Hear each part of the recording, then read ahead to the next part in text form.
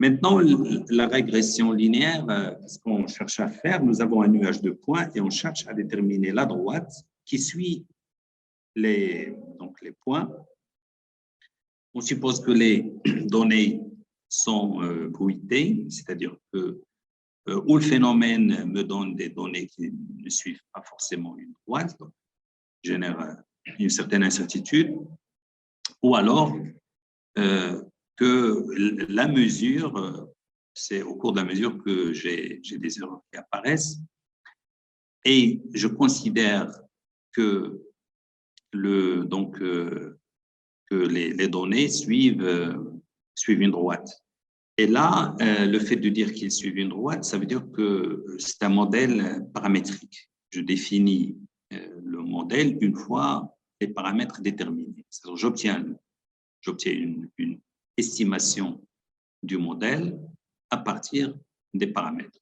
Donc, YI, à peu près, et donc les données XI, YI vérifient que YI est à peu près égal à F de XI, qui est égal à bêta 0 plus bêta 1 XI.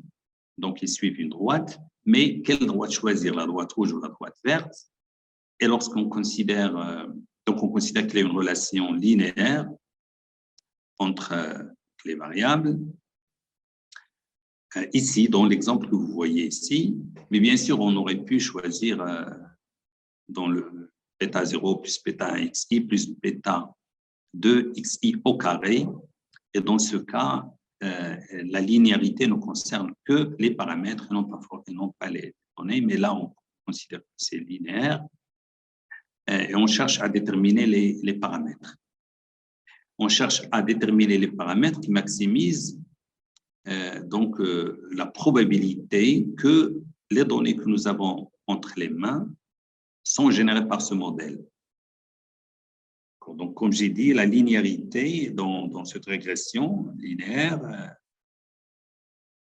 souvent, elle se réfère à la linéarité des paramètres. Donc, bêta 0, bêta 1, bêta 2 éventuellement, etc. On n'a pas bêta 0 au carré ou bêta 1 au carré, ou une autre fonction non linéaire des paramètres. Voilà, donc, quelle droite choisir? Ça, je passe, vous le savez déjà. Donc, qu'est-ce qu'on fait? On va définir SSE, donc sum of squared errors, somme des erreurs au carré, ou sa moyenne. Et on essaie de trouver les paramètres qui minimisent donc cette loss function, cette fonction objective, qui est donc, sigma yi moins bêta 0 plus bêta 1 xi au carré. C'est ça, on essaie de minimiser. Et donc, on va trouver, donc cette fonction, elle est convexe. Elle a en général de bonnes propriétés. Et nous permet de déterminer donc, la droite, le bêta 0, pas le bêta 0 et bêta 1, mais une estimation de bêta 0 et de bêta 1, qu'on va appeler bêta 0 chapeau et bêta 1 chapeau. Voilà, donc, dans la régression linéaire, on suppose que les erreurs suivent une loi normale de moyenne 0 et d'écart type sigma, et on suppose que sigma est fixe, quel que soit donc pour tous les points. Pour tout x, on a un peu la même erreur. Les erreurs sont distribuées de la même manière, avec un écart type, avec une moyenne 0, nul, et un écart type qui est constant, quel que soit x. Voilà, donc cela revient, donc trouver la droite revient à maximiser, donc argmax bêta, donc on va trouver les bêta qui maximisent la probabilité des données étant donné bêta. Et ça s'appelle bien sûr maximiser la vraisemblance ou chercher le maximum de vraisemblance ou maximum likelihood en anglais.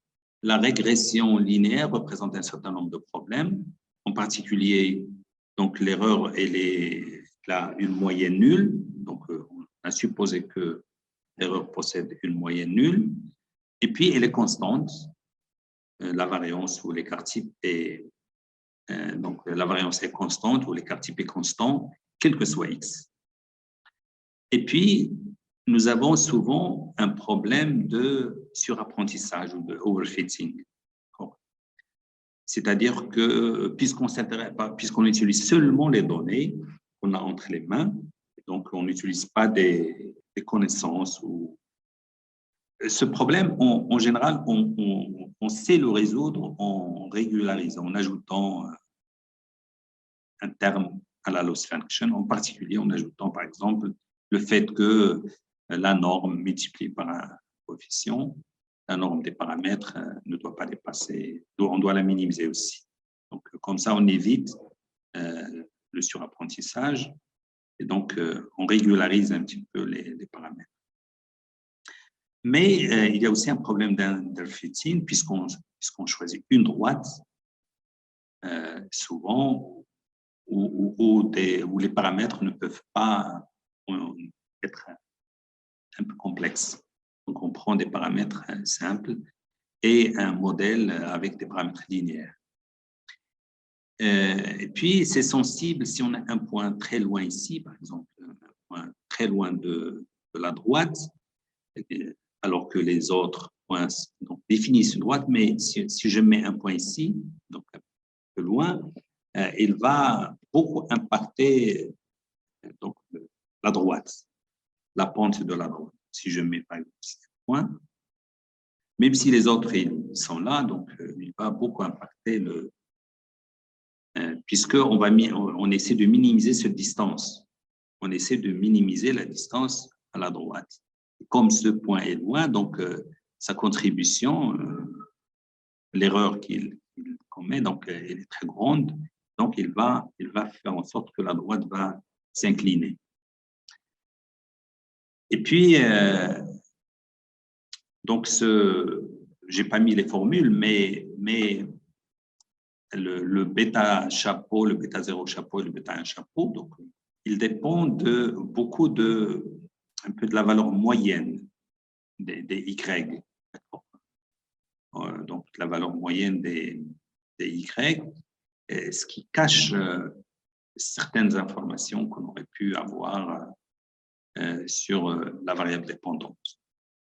Et puis, comme on voit bien, et puisqu'on utilise le maximum de vraisemblance, ce modèle s'ajuste aux données. D'ailleurs, c'est ce qui cause l'overfitting dont j'ai parlé avant. Et puis, il n'utilise pas d'autres informations que l'on peut avoir donc sur le phénomène ou l'événement que l'on souhaite modéliser.